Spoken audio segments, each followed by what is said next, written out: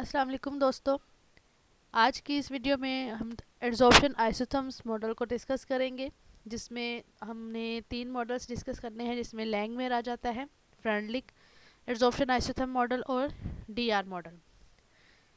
Thesis writing की इस पूरी प्लेलिस्ट में हमने अभी इंट्रोडक्शन पार्ट को ही डिस्कस कर रहे हैं कि इंट्रोडक्शन में आपने कौन सी चीज़ें लिखनी होती हैं।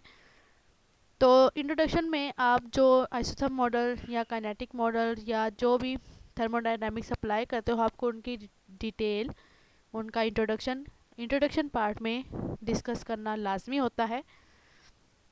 उसमें हमने लास्ट वीडियोस में एड्जॉर्प्शन को और selected method, conventional techniques, thermodynamics को डिस्कस कर लिया है। आज की वीडियो में हम एड्जॉर्प्शन आइसोथर्म्स को डिस्कस करेंगे कि आपने कितनी डिटेल ऐड करनी होती है थीसिस के इंट्रोडक्शन में।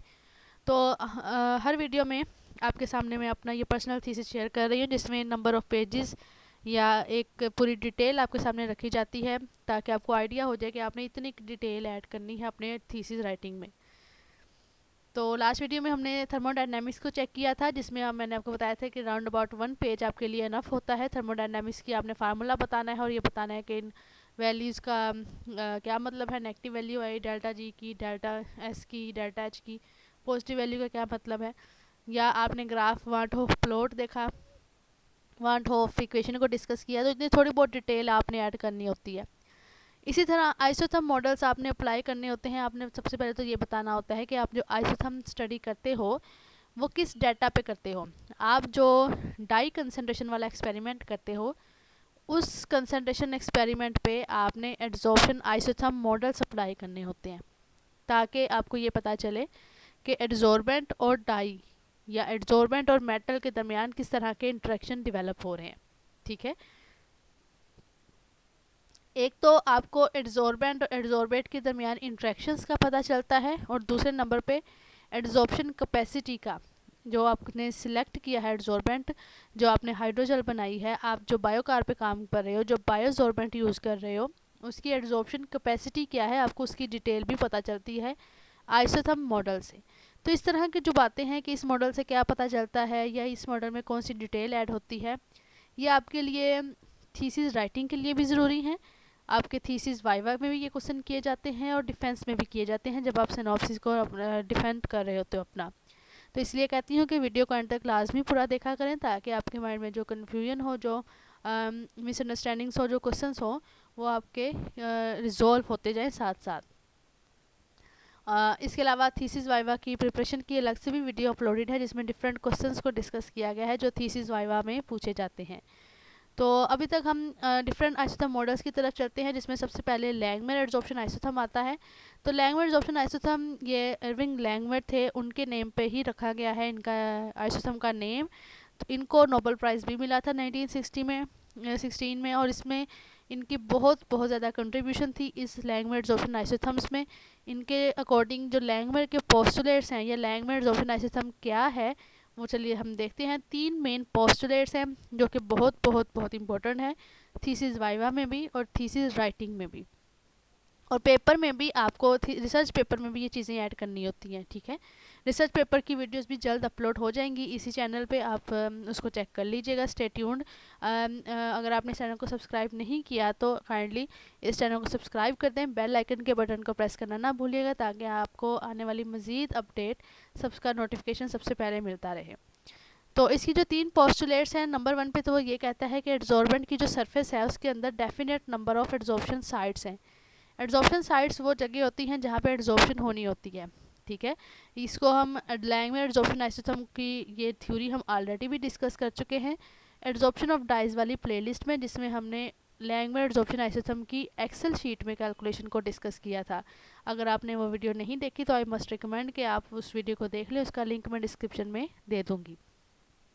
तो क्या है, एड्जॉर्बेंट की सरफेस के ऊपर कुछ साइड्स होती हैं, कुछ ऐसे पोर्स होते हैं, खाली जगह होती हैं जहाँ पे एड्जॉर्प्शन होनी होती है, जिनको एड्जॉर्प्शन साइट्स कहा जाता है। तो पहला पोस्टुलेट लैंगमेयर एड्जॉर्प्शन आइसोथर्म का ये है कि एड्जॉर्बेंट की सरफेस के ऊपर खास नंबर के एड्जॉर्प्शन साइट्स होती हैं, स्पेसिफिक होती है। अगर या तो वो 100 हो सकती हैं, या 50 होंगी, या 20 होंगी। हम ये नहीं कह सकते कि countless number of adsorption sites नहीं कह सकते, वो एक फ़िक्स नंबर होते हैं और हर एड्जॉर्बेंट की सरफेस के ऊपर उन्हीं फिक्स पॉइंट्स के ऊपर एड्जॉर्प्शन होनी होती है। दूसरे नंबर पे जो इसका पोस्टुलेट है वो ये कहता है कि जब एड्जॉर्प्शन हो जाती है तो जस्ट एड्जॉर्बेंट की सरफेस का और डाई का आपस में इंटरेक्शन होता है, डाई मॉलिक्यूल्स का इंटरमोलिकुलर इंटरेक्शंस नहीं रहता। जिस तरह वो हाइड्रोजन बॉन्डिंग होती है वाटर के केस में, वो जिसमें वाटर के मॉलिक्यूल की आपस में हाइड्रोजन, एक वाटर मॉलिक्यूल के हाइड्रोजन और दूसरे वाटर मॉलिक्यूल के ऑक्सीजन के दरमियान हाइड्रोजन बॉन्डिंग डेवलप होती है। यहाँ पे डाई मॉलिक्यूल्स की इस तरह की कोई बॉन्डिंग डेवलप नहीं होगी। जस्ट डाई मॉलिक्यूल का इंटरेक्शन एड्जॉर्बेंट की सरफेस के साथ होगा और एड्जॉर्बेंट का डाई मॉलिक्यूल के साथ। डाई मॉलिक्यूल्स का आपस में कोई इंटरेक्शन नहीं होगा, ठीक है, इस यानी कि इंटरमोलिकुलर इंटरेक्शन नहीं होगा।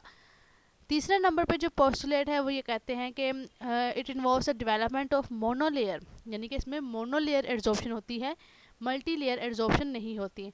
अगर आपको याद हो तो हम फिजिकल और केमिकल एड्जॉर्प्शन का जब हमने डिफरेंस स्टडी किया था तो उसमें मैंने आपके सामने एक डायग्राम रखी थी, जिसमें ये देखें, इसमें क्या होता है कि ये फिजिकल, यहाँ पे जो ए है नंबर ये फिजिकल एड्जॉर्प्शन है, जो बी नंबर है ये केमिकल एड्जॉर्प्शन है। आप यहाँ पे देख सकते हैं कि यहाँ पे इन डाई मॉलिक्यूल्स की इंटरमोलिकुलर इंटरेक्शन भी डेवलप हो रही है। ये देखें, इसकी इसके साथ बॉन्डिंग है, इसकी इसके साथ है, इसकी इसके साथ है। इस तरह की इंटरमोलिकुलर बॉन्डिंग डेवलप नहीं होती अकॉर्डिंग टू लैंगमर। कब? जब मोनोलेयर एड्जॉर्प्शन होती है। मोनोलेयर एड्जॉर्प्शन ये दिखाई गई है, ये मोनोलेयर एड्जॉर्प्शन है। यहाँ पे एक डाई मॉलिक्यूल का इंटरेक्शन जस्ट एड्जॉर्बेंट की सरफेस के साथ है, यहाँ पे दूसरा डाई मॉलिक्यूल है इसका इंटरेक्शन जस्ट एड्जॉर्बेंट की सरफेस के साथ है, आपस में कोई इंटरेक्शन नहीं है। इट मीन्स ये मोनोलेयर फॉर्मेशन हो रही है और अपनी अपनी स्पेसिफिक साइट पे हो रही है विद नो इंटरमोलिक्यूलर इंटरेक्शन। जबकि यहाँ पे ये एक लेयर बनी पहले मॉलिक्यूल्स की, फिर ये दूसरी लेयर बनी, फिर ये तीसरी लेयर बनी, फिर चौथी, फिर पांचवी, फिर छठी, ये मल्टी लेयर फॉर्मेशन हो रही है और इंटरमोलिकुलर इंटरेक्शन भी है। इसका मतलब कि ये लैंगमर आइसोथर्म में नहीं आती। लैंगमर के अकॉर्डिंग एड्जॉर्प्शन इस तरह की होगी, ठीक है। तो मोनोलेयर का मतलब ये होता है कि मोनो सिंगल लेयर बनेगी और specific number of adsorption sites होंगी। एड्जॉर्प्शन साइट्स यहाँ पे आपको ये हम मैकेनिज्म ऑफ एड्जॉर्प्शन में भी ये आपके सामने रख चुके हैं कि यहाँ पे क्या है कि ये एड्जॉर्प्शन साइट्स हैं, ये कुछ खास स्पेसिफिक जगहें हैं जहाँ पे एड्जॉर्बेंट की सरफेस के ऊपर और एड्जॉर्बेंट की सरफेस के अंदर एड्जॉर्प्शन होती है। यहाँ पे एक्टिव साइट्स मौजूद नहीं है, यहाँ पर एड्जॉर्प्शन नहीं होगी। यहाँ पर एक्टिव साइट्स नहीं है, यहाँ पर एड्जॉर्प्शन नहीं होगी। यहाँ पर भी नहीं है, यहाँ पर भी नहीं है। तो वो जगहें जहाँ पर एड्जॉर्प्शन हो रही है that are called active sites, ठीक है। इनको एड्जॉर्प्शन साइट्स भी कहा जाता है। तो आपको आई होप कि ये तीनों पोस्टुलेट्स की समझ आ चुकी होगी कि specific number of active sites मौजूद होते हैं एड्जॉर्बेंट की सरफेस के ऊपर। जब एड्जॉर्प्शन हो जाती है तो डाई का इंटरमोलिकुलर इंटरेक्शन नहीं होता। तीसरे नंबर पे वो ये कह रही है लैंगमर एड्जॉर्प्शन आइसोथर्म की मोनोलेयर फॉर्मेशन होती है, ठीक है। अब इसकी जो मोनोलेयर एड्जॉर्प्शन की जो इक्वेशन है वो यहाँ पे शो की गई है कि A plus S after reaction A S. A यहाँ पे जो है वो कोई भी गैस मॉलिक्यूल या लिक्विड मॉलिक्यूल हो सकता है। S is a solid surface of adsorbent. जब सरफेस के ऊपर एड्जॉर्प्शन होनी है तो वो दोनों कंबाइन हो जाएंगे, एस हो जाएगा। इसके केस में इक्विलिब्रियम कांस्टेंट क्या है? Product over reactants. Equilibrium constant का फार्मूला प्रोडक्ट ओवर रिएक्टेंट है, तो प्रोडक्ट इसमें एस है, एस को ऊपर रखा डिवाइडेड बाय रिएक्टेंट ए और एस के साथ कर दिया।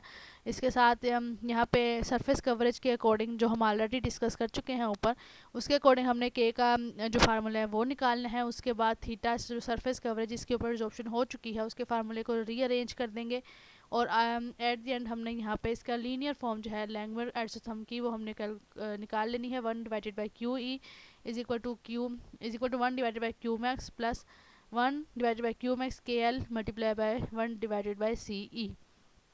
यहाँ पे के एल हमारे पास लैंगमर कांस्टेंट है जिसका यूनिट पर डेसीमीटर क्यूब पर मोल होता है।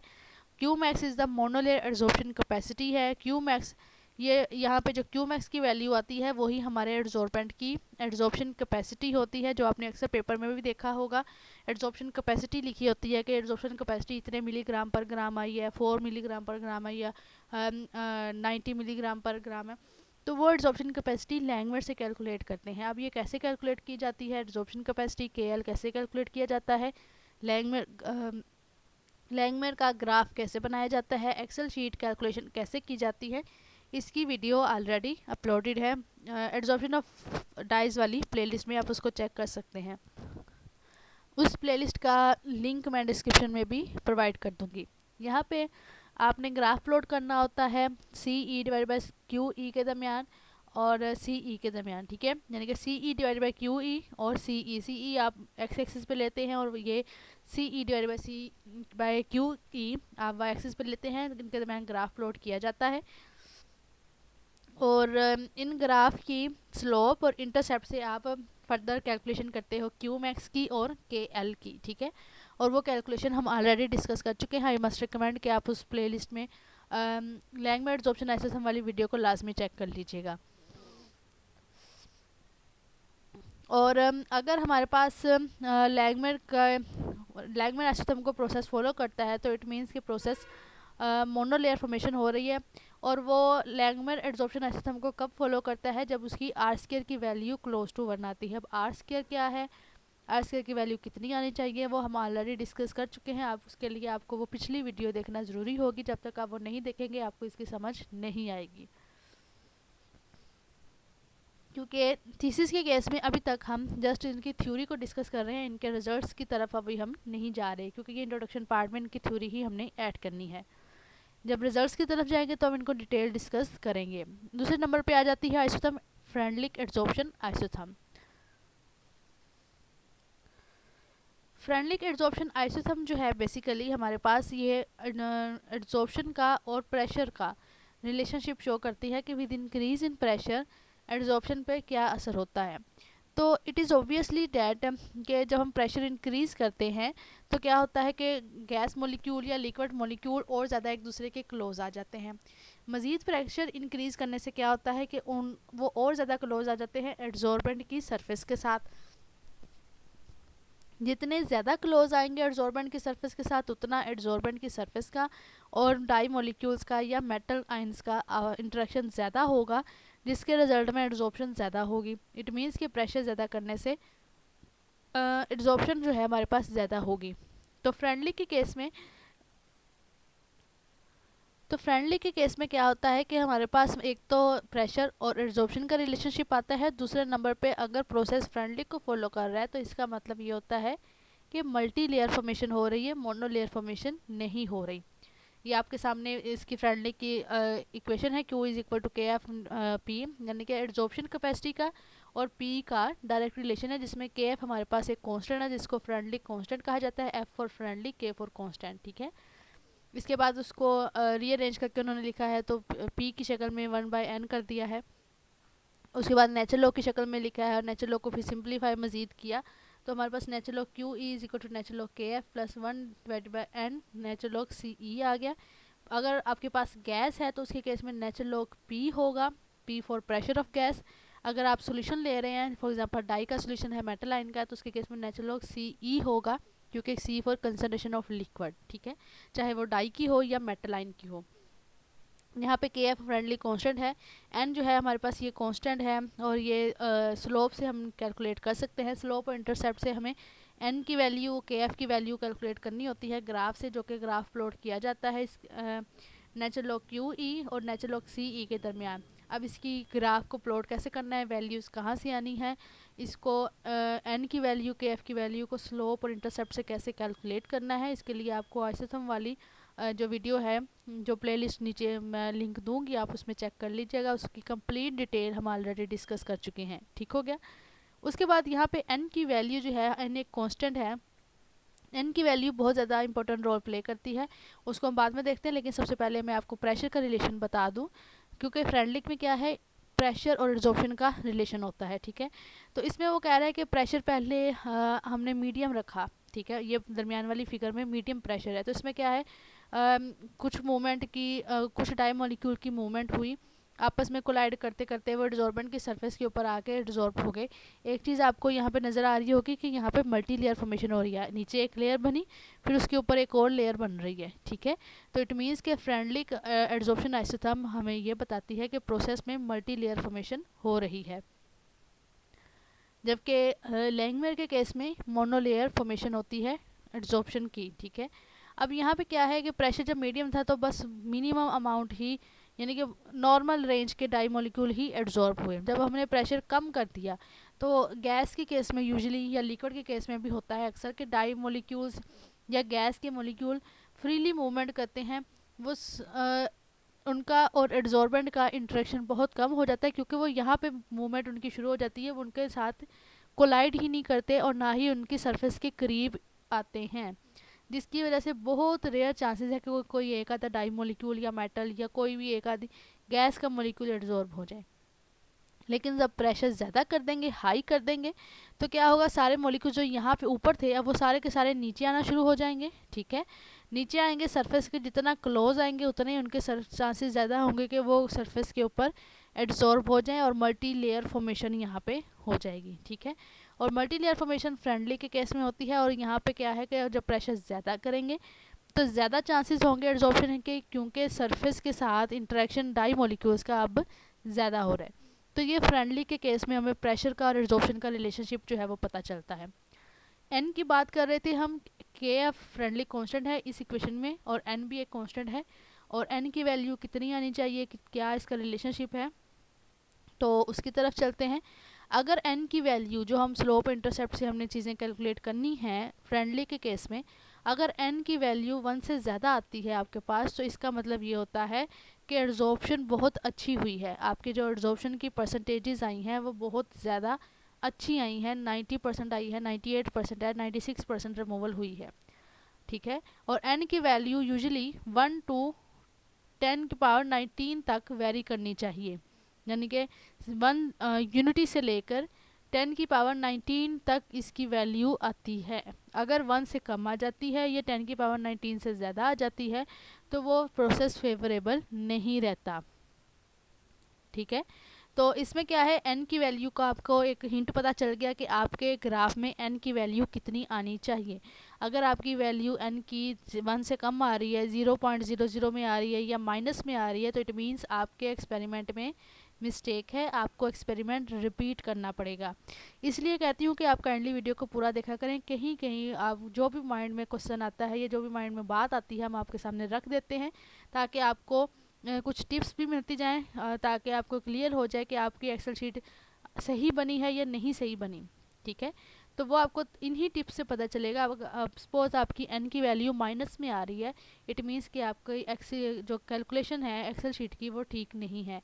अगर वो ठीक है, आपने कैलकुलेशन ठीक की है, फार्मूला सही से लगाए हैं, तो इट मीन्स आपका जो एक्सपेरिमेंट आपने रिपीट किया था वो ठीक नहीं है। ठीक है, तो यहाँ पे आपने क्या करना है, एन की वैल्यू आपकी जो आनी चाहिए ग्राफ से वो 1 to 10 की पावर 19 तक वेरी करनी चाहिए। ठीक है, और अगर यहाँ तक वेरी कर रही है तो इट मीन्स कि प्रोसेस फेवरेबल है, काफ़ी अच्छी एब्जॉर्प्शन हुई है। ठीक है,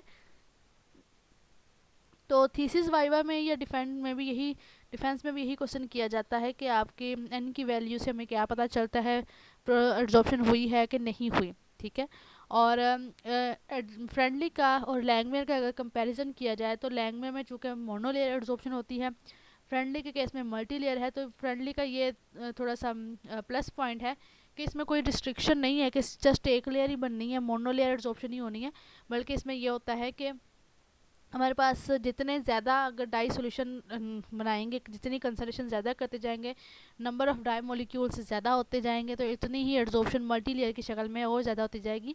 तो सारे के सारे पॉसिबिलिटी है कि 98-99% एड्जॉर्प्शन हो जाए जब फ्रेंडली को फॉलो करेगा।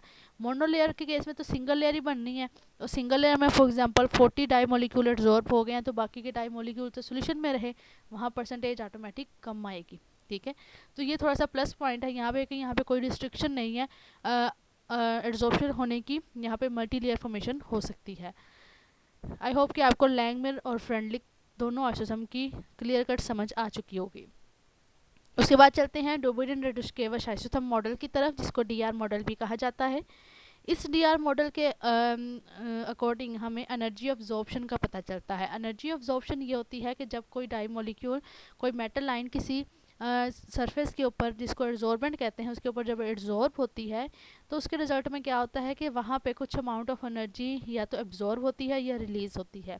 ठीक है, और एनर्जी ऑब्जॉर्प्शन की वैल्यू जिसको ई एस से लिखा जाता है, E for energy, S for absorption, वो हमें डी आर से ही कैलकुलेट हम कर सकते हैं। और इसकी जो इक्वेशन है, बेसिक इक्वेशन, वो आपके सामने यहाँ पे नज़र आ रही है। Natural of Q is equal to natural of Q D R minus beta epsilon का स्क्वायर। यहाँ पे हमने जो एप्सिलॉन है उसका जो फार्मूला है वो अलग से लिखा हुआ है, R T natural of 1+1 divided by C E. ठीक है, और यहाँ पे एक बात मैं और क्लियर कर दूँ, डी आर की भी जो ये सारी इक्वेशन ग्राफ हम बनाएंगे, जो कैलकुलेशन करेंगे, उसकी वीडियो ऑलरेडी अपलोडेड है, जो नीचे लिंक मैं दूंगी। उसमें आप आइसोथर्म वाली वीडियो को चेक कर लीजिएगा, उस पूरी प्लेलिस्ट में आपको इसकी कैलकुलेशन समझ में आ जाएंगी कि आपने एक्सपेरिमेंटल डेटा को कैसे अप्लाई करना है इन आइसोथर्म मॉडल्स के ऊपर, ग्राफ कैसे बनाने हैं, ग्राफ की मदद से यानी कि ग्राफ की स्लोप और इंटरसेप्ट की मदद से कांस्टेंट की वैल्यू कैसे कैलकुलेट करनी है। उसके बाद आपने इसमें एनर्जी ऑब्जॉर्प्शन का अगर फार्मूले की तरफ आ जाए तो 1 डिवाइडेड बाय √2 बीटा इसका फार्मूला है। यहाँ से हम एनर्जी ऑब्जॉर्प्शन कैलकुलेट करते हैं, और एनर्जी ऑब्जॉर्प्शन की वैल्यू से हमें पता चलता है कि प्रोसेस फिजिकल है या केमिकल है। थोड़ी बहुत इसकी डिटेल ऐड कर देनी है। तो यहाँ पे आप देख सकते हैं कि अगर एनर्जी ऑब्जॉर्प्शन की वैल्यू 1 to 8 है, 1 किलो जॉल पर मोल, 2 किलो जॉल, या 1 to 8 तक वेरी कर रही है, तो इसका मतलब ये है कि process of absorption is physical in nature. ठीक है, तो अगर वैल्यू एनर्जी की 9 to 16 तक आ रही है, यानी कि 9 से वेरी करके 16 तक जा रही है, तो प्रोसेस केमिकल इन नेचर होगा, यानी कि केमिकल इंट्रैक्शंस इन्वॉल्व होंगे। अगर आपको ये हो रहा हो कि यहाँ पे जो हम चीज़ें बता रहे हैं ये ऑथेंटिक है या नहीं है, तो आप यहाँ इनके आगे जो रेफरेंसेस गिवन है, जैसे खिजर हयात 2017 का, इनका आप रेफरेंस चेक कर सकते हैं, तारिक जावेद 2018। तो हम आपको जो इन्फॉर्मेशन प्रोवाइड करते हैं, जो डिटेल आपको यहाँ पे दी जाती है, जो डिस्कशन की जाती है, वो एक प्रॉपर इनके रेफरेंस भी आपके सामने रखे होते हैं।